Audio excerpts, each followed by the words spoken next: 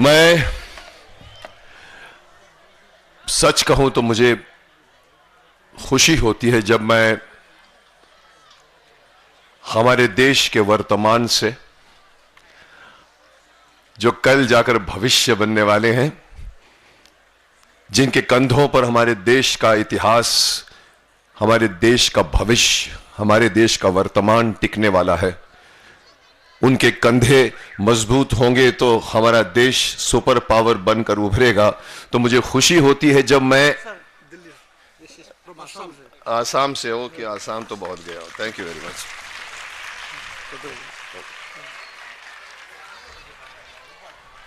मुझे इनसे खुशी नहीं मिलती जितनी मुझे आज के बच्चों से मिलने के बाद खुशी होती है। और मैं हमेशा से कहते आया हूं कि I enjoy more in the company of kids then adults. और मैं यही कहना चाहता हूं कि आप हमारे देश के वर्तमान हैं, कल के भविष्य हैं। आप इन लोगों को सुनिए, इन महानुभावों की बातों को सुनकर अपने मन को सुदृढ़ बनाएं, यही मुझे खुशी मिलती है।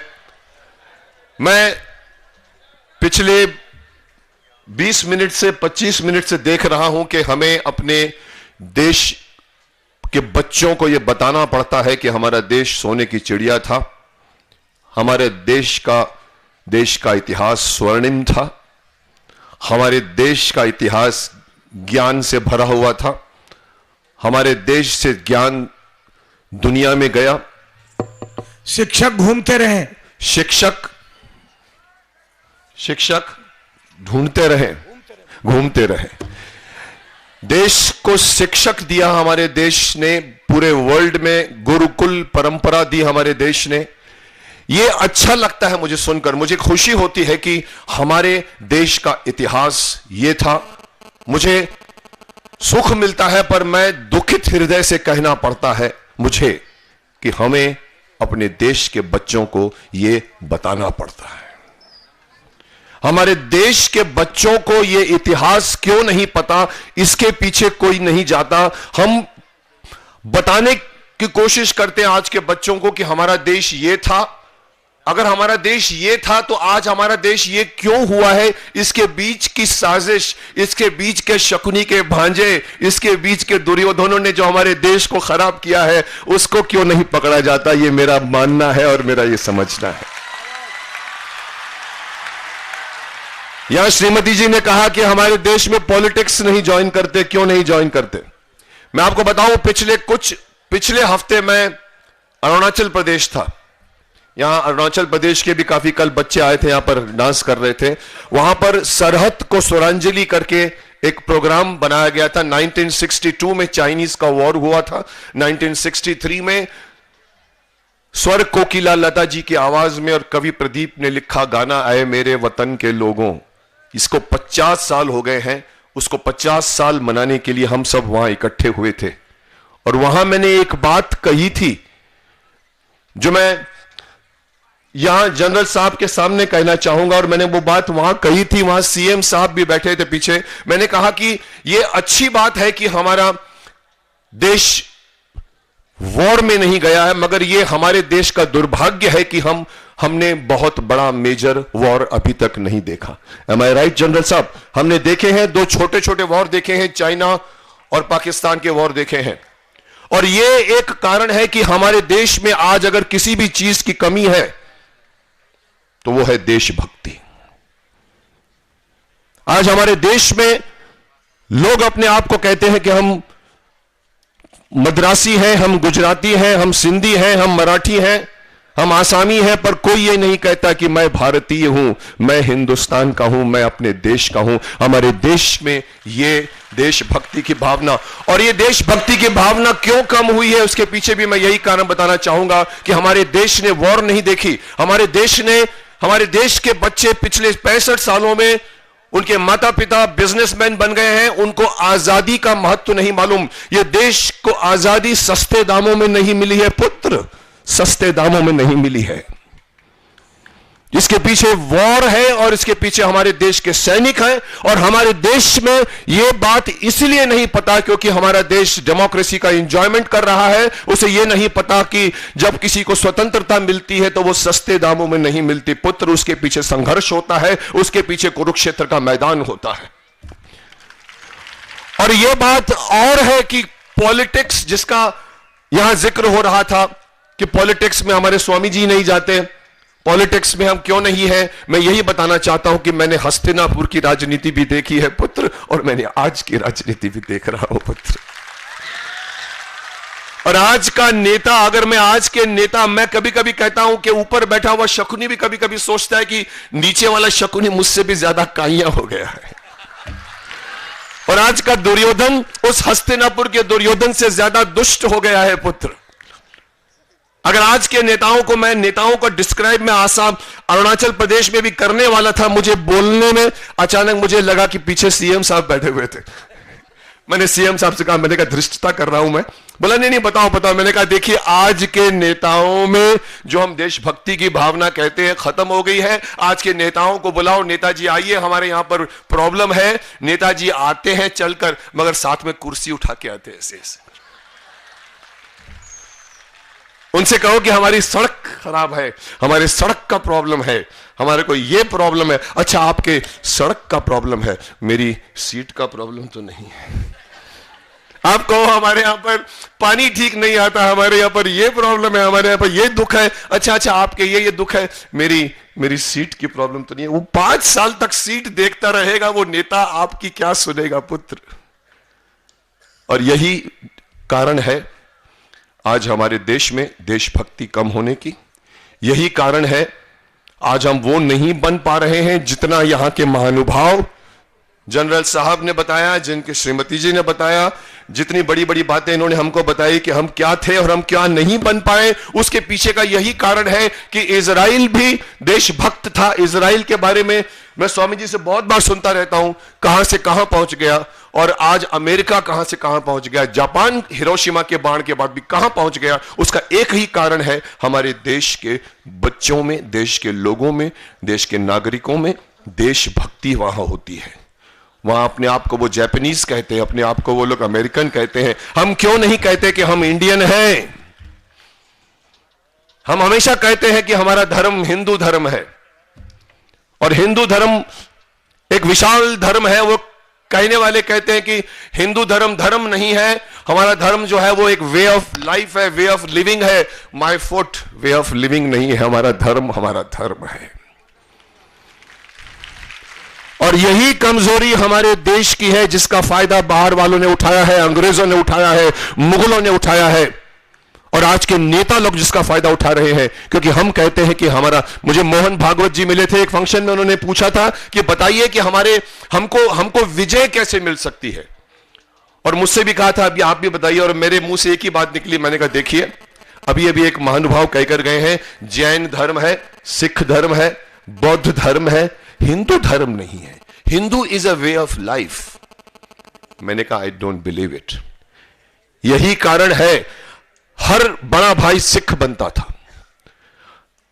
बौद्ध हिंदू से निकले हैं, जैन हिंदू से निकले हैं। हरिजनों को अलग कर दिया गया था, जिसको क्रिश्चियनों ने अपना लिया है, जिनको मुस्लिमों ने मुस्लिम बनाया है। तलवार की जोर पर कहो या कहो, आपने मिशनरी लाकर आपने चेंज किया है। और हमारा हिंदू समाज कहता था ठीक है जाना है तो जाओ, किसी को फिक्र नहीं थी वहां पर। और आज हम उस चीज के उस खामियाजा भुगत रहे हैं। और मैंने मोहन भागवत जी को कहा था, मुझे नहीं मालूम क्या करना चाहिए या आपको करना चाहिए, कुछ ऐसा करिए कि ये सारे जैन, ये सारे बौद्ध, ये सारे सिख, ये सारे के सारे क्रिश्चियन, ये सब हमारी तरफ वापस आ जाए, और तब हम एक शक्ति बनकर उभरेंगे। हमारे वोट बट जाते हैं। नरेंद्र मोदी जी क्यों सक्सेसफुल हुई है, उसके पीछे भी बहुत बड़ा कारण है, क्योंकि उन्होंने हिंदुओं को इकट्ठा किया और मुस्लिमों को यह बताया कि आप मुस्लिम बाद में हैं, आप इंडियन पहले हैं। क्योंकि आपको अगर सेवा करनी है तो भारत देश की सेवा कीजिए। यह नहीं कि बाहरी मुल्क में अगर बरसात हो तो यहां पर छाता खुल जाए तो फिर आप हमारे देश के नहीं हैं। आप हमारे देश के तब हैं जब हमारे देश को देश समझे, हमारे देश में रहें, हमारे देश के लोगों के साथ एक ही व्यवहार हो।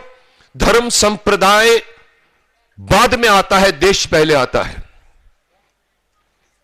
कहा गया है नीति में कि एक गांव की रक्षा करने के लिए एक परिवार को कुर्बान किया जा सकता है, एक शहर को आगे बढ़ाने के लिए गांव का कुर्बान किया जा सकता है, एक देश को आगे बढ़ाने के लिए एक शहर का कुर्बान किया जा सकता है। देश पहले आता है, धर्म संप्रदाय बाद में आते हैं। आप कोई भी धर्म मानिए, लेकिन पहले हमारे देश के सिटीजन बनिए। और यही मैं, इतना सब कुछ ज्ञान आपको मिला है, उससे आप लोगों को पता होना चाहिए कि हम क्या थे और हम आज क्या हैं, और हम आज वो नहीं क्यों हैं जो हम कल थे, और हम कल क्यों नहीं वो बन सकते जो कि हम कल थे। ये सीखिए, और ये तब सीखेंगे जब आपके अंदर देशभक्ति का जज्बा पैदा होगा। मैं हमेशा से कहता हूं, देश को शक्तिमानों की आवश्यकता है।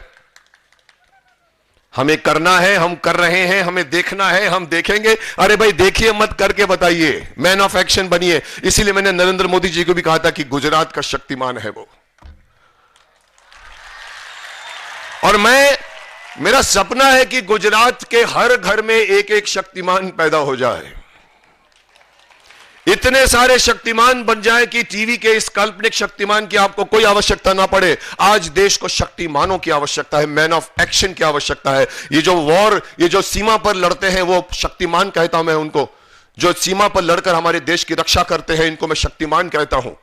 लेकिन जैसा कि कहा कि गुजरात की एक हमारी प्रवृत्ति है बिजनेस करने की। जरूरी नहीं है हर प्रांत से अगर आप जाए और वो वॉर करे या आर्मी अफसर बने, जरूरी नहीं है।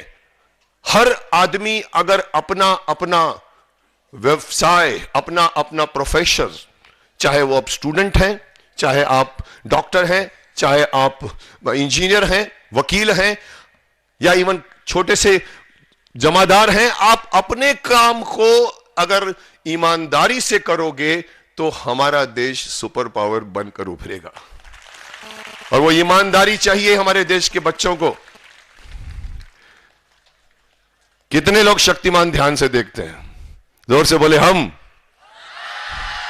नहीं, ये धर्म बंधु जी के ये शिक्षार्थियों की आवाज नहीं है। जोर से बोलिए हम।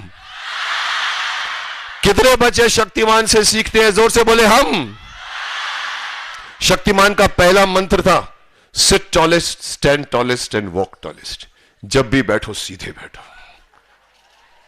मैं जानता हूं आप लोग बहुत सारे भाषण सुन सुन के ऐसे ऐसे ऐसे ऐसे ऐसे हो गए हो, लेकिन सीधे बैठोगे, आपकी मेरुदंड सीधा रहेगा, आपका स्पाइनल कॉलम सीधा रहेगा, आपको कोई बीमारी टच नहीं करेगी। एक 60 साल का इंसान मुझे किसी स्टेज पे मिला था, और वो किसी बच्चे को मेरे हाथों से मेडल देने पर मेरे कान में बोलता है, सर आपने पिछले महीने एक प्रोग्राम में कहा था कि आप जो है sit tallest, stand tallest and walk tallest करो। मैं सर 1 महीने से ट्राई कर रहा हूं, मेरे सारे प्रॉब्लम सॉल्व हो गए। मैं कहना चाहूंगा आप लोगों की, कोशिश करो बैठ के सीधे बैठो। जब भी आप खड़े रहो सीधे खड़े रहो। जब भी चलो यूज योर फुल हाइट। ये शक्तिमान का मंत्र है। मैं जानता हूं आप लोग शक्तिमान, और मैं खुशखबरी देना चाहता हूं, बहुत जल्दी शक्तिमान एक बार फिर से दूरदर्शन पर आ रहा है और एक पोगो पर भी आ रहा है। और सबसे कठिन बात यह है कि मैं अक्षय कुमार को शक्तिमान नहीं बना सकता, मैं शाहरुख खान को शक्तिमान नहीं बना सकता, मुझे मुकेश खन्ना को फिर से शक्तिमान बनना पड़ रहा है। और मैंने 10 किलो वजन कम किया है, 6 महीने मैंने जिम ज्वाइन किया है, 6 महीने मैंने योगा किया है। अब और भी अपने आप को मुझे कम करना है, क्योंकि आज भी देश का बच्चा, चाहे किसी भी छोटे से बड़े गांव में जाओ तो बच्चा मुझे मिलता है और बोलता है कि इल्विश कब मरेगा। तो मैं बोलता हूं चुप। तो मुझे शक्तिमान फिर से बनाना पड़ रहा है, फिर से हमारे देश में आ रहा है। और मैं आप लोगों को बताऊं, देखिए मैं इनको भी कहना चाहूंगा, आप सब तो जानते हैं मेरी 2 एक साथ में इमेज चलती हैं। एक पल में मुझे 2 अवतार, 2 आइडेंटिटीज जीना पड़ता है। एक मदर आती है मुझसे भी बड़ी उम्र की, ऐसे आके खड़ी हो जाती है ऐसे करके। मैं बोलता हूं माता जी आप बुजुर्ग हैं, आप आशीर्वाद दीजिए। बोले नहीं, तमें ते पितामा छो, हमारी बहू छे। मुझे बोलना पड़ता अखंड सौभाग्यवती भव। साथ में ये भी बोलती है कि हम तो आपको पितामा के रूप में जानते हैं, ये बच्चा पागल है आपके लिए, शक्तिमान के लिए। और बच्चा मुझे ऐसे देखता है। और अक्सर बच्चा मेरा स्कार्फ पकड़ के कहता है, ए उड़ के दिखाओ ना। कोई बच्चा मेरा कोट पकड़ के कहता है, ए जादू करके दिखाओ ना। मैं बोलता चुप, कोई जादू नहीं होता, कोई उड़ना नहीं होता, सब कंप्यूटर में होता है। और मुझे खुशी है देश के बच्चे आज भी शक्तिमान से उतने ही जुड़े हुए हैं जितने 1997 में जुड़े हुए थे, क्योंकि मैंने वो सीरियल बनाने का एक ही जिम्मा इसलिए लिया था कि देश के बच्चों को अच्छी अच्छी बातें सिखाई जाए। और मेरा आज भी जो बच्चे, आप लोग अभी जिस उम्र के हो, 25 साल के बच्चे मुझे जहां भी मिलते हैं, चाहे आईटी सेक्शन में हो, चाहे वो किसी बड़े बिजनेस में हो, चाहे मिलिट्री में हो, कहते सॉरी शक्तिमान। तो मुझे याद आता है बॉडी स्टेम्पल और जो छोटी छोटी मगर मोटी बातें। मैं श्रीनगर में जा रहा था गाड़ी में, और मेरी गाड़ी जब गुजरती थी वहां पर हर 300 कदम पर एक सीआरपीएफ का जवान मशीन गन लेके खड़ा रहता। और जहां मेरी गाड़ी रुकती, उनको पता लगा था कि मैं आया हूं, मेरी गाड़ी के पास आके बोलते, हम आपका शक्तिमान देखते थे सर। मैंने कहा मुझे मालूम, हम स्कूल बंक करके देखते थे सर। ये बच्चे आज 25 साल के हो गए हैं, उस वक्त 10 साल के थे। तो ये मुझे खुशी है कि आज भी मैं उन लोगों के साथ, देश के करोड़ों बच्चों के साथ जुड़ा हूं। और एक और शख्स है जिसके साथ मैं पिछले 10 सालों से, मैं भूल गया हूं स्वामी जी कितने सालों से मैं यहां आ रहा हूं, 10 सालों से। ये एक ही शख्स है, ये एक ही स्वामी है, ये एक ही, मैं इनको धार्मिक गुरु नहीं कहूंगा क्योंकि आजकल धार्मिक गुरु की परिभाषा बदल गई है पुत्र। और इन्होंने अपना नाम भी धार्मिक गुरु नहीं रखा, इन्होंने राष्ट्र कथा शिविर रखा है। मैं किसी प्रोग्राम में एक बार के बाद सेकंड ईयर नहीं जाता हूं, कोशिश करता हूं, अवॉइड करता हूं। इनको पिछले 10 सालों से मैं अवॉइड कर रहा हूं। ये 10 साल से मुझे पकड़ के बैठे, आप नहीं, आप तो आएंगे ही आएंगे। और मैं आ रहा हूं सिर्फ एक कारण के लिए कि ये हमारे देश के बच्चों को धर्म का ज्ञान नहीं देते, ये इनको अपने स्वधर्म का ज्ञान देते हैं, जो इनका अपना हक है, जो इनका शरीर है। और शक्तिमान ने भी यही कहा है कि आपकी body is not anything lesser than a temple. Body is temple, शरीर मंदिर है, उसकी पूजा कीजिए। हम मंदिरों में जाते हैं, मस्जिदों में जाते हैं, हम गुरुद्वारे जाते हैं, लेकिन मैं बच्चों से कहना चाहूंगा कि तुम्हारा शरीर है, ये शरीर उस भगवान की दी हुई सबसे बड़ी नियामत है, इसकी रक्षा कीजिए। ये आपके काम आएगा, आपके भाई, आपके बहन, आपके माता पिता के काम नहीं आएगा। और जो बच्चा अपने शरीर की रक्षा करेगा, उसे मंदिर की तरह पूजा करेगा, वो बच्चा नेक्स्ट बैठे हुए बच्चे से स्ट्रांग बनेगा। और हमारे देश को स्ट्रांग बच्चों की आवश्यकता है। और स्वामी धर्म बंधु जी यही करने का बीड़ा उठा चुके हैं। पिछले 10 सालों से 10-10 हजार, 15-15 हजार, 12-12 हजार बच्चे आते हैं, यहां बैठते हैं। 10 दिन का शिविर लगता है। मैं एक दिन आता हूं, उड़ जाता हूं, लेकिन यहां ये सिखाते रहते हैं उनको, योगा से लेकर, ज्ञान की बातें से लेकर, जूडो कराटे। और फिर ये बड़े बड़े जो हमारे देश के ज्ञानी लोग हैं, चाहे वो साइंटिस्ट हो, चाहे वो आर्मी में हो, चाहे वो साइंस में हो, चाहे आईटी टेक्नोलॉजी में हो, चाहे मेरे जैसा तलवारबाज शक्तिवान हो, उनको बुलाते हैं और आपको अच्छी अच्छी बातें सिखाते हैं। क्योंकि आप जिस मुकाम पर हो, मैं भी गुजर चुका हूं पुत्र। ये सब जितने बड़े बैठे हैं, ये सब भी गुजर चुके हैं उनसे। और ये आपकी नींव बनाने की इस समय प्रक्रिया चल रही है, जिस पर आप लोग खड़े होगे। और मैं इसलिए स्वामी जी के इस फंक्शन में आता हूं क्योंकि मुझे लगता है कि अगर ये, मैं तो इनको आशीर्वाद देता रहता हूं, पुत्र आप सिर्फ गुजरात में ही नहीं, पूरे देश भर में, हर गांव में, हर शहर में, हर प्रांत में जाइए और इस तरह का शिविर लगाइए, क्योंकि आज हमें इसकी आवश्यकता है। हमारा इतिहास बिगड़ चुका है, हमारे इतिहास को अंग्रेजों ने तोड़ मरोड़ के पेश किया है, संस्कृति को खत्म की है, उसको फिर से जगाने का काम हमारे स्वामी बंधु जी कहते हैं। और मैं इनके साथ हूं, शक्तिमान इनके साथ है। और भीष्म पितामह की तरफ से मैं उन्हें वो आशीर्वाद देना चाहूंगा जो अपने प्रिय अनुज अर्जुन को दिया करते थे, विजयी भव पुत्र विजयी भव। Thank you very very much. मैं हूं आप लोगों के साथ। अभी बाद में मिलेंगे, अभी चाय पी लें, थोड़ा गला खराब हो गया बैठने तो। नहीं डायलॉग बाद में। अभी देखिए मेरी ये दुविधा, मैं माफी चाहता हूं। मैंने कहा मैं 2 रूप लेकर जी रहा हूं, पर आपको बता दूं एक तीसरा रूप पैदा हो गया है पिछले 1.5 सालों में, जिसका नाम है नानू।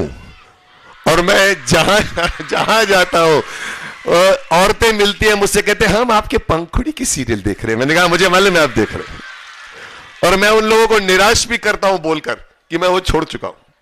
अभी मैं कल एयरपोर्ट पे बैठा था, प्लेन में बैठा था, पीछे से एक लड़की आई, पंखुड़ी वाली सीरियल। मैंने कहा हाँ हम देख, मैंने कहा मैं वो छोड़ चुका हूं। हाँ छोड़ चुके, लेकिन आप हमारे हृदय में बसे हुए, आपने बहुत अच्छा काम किया।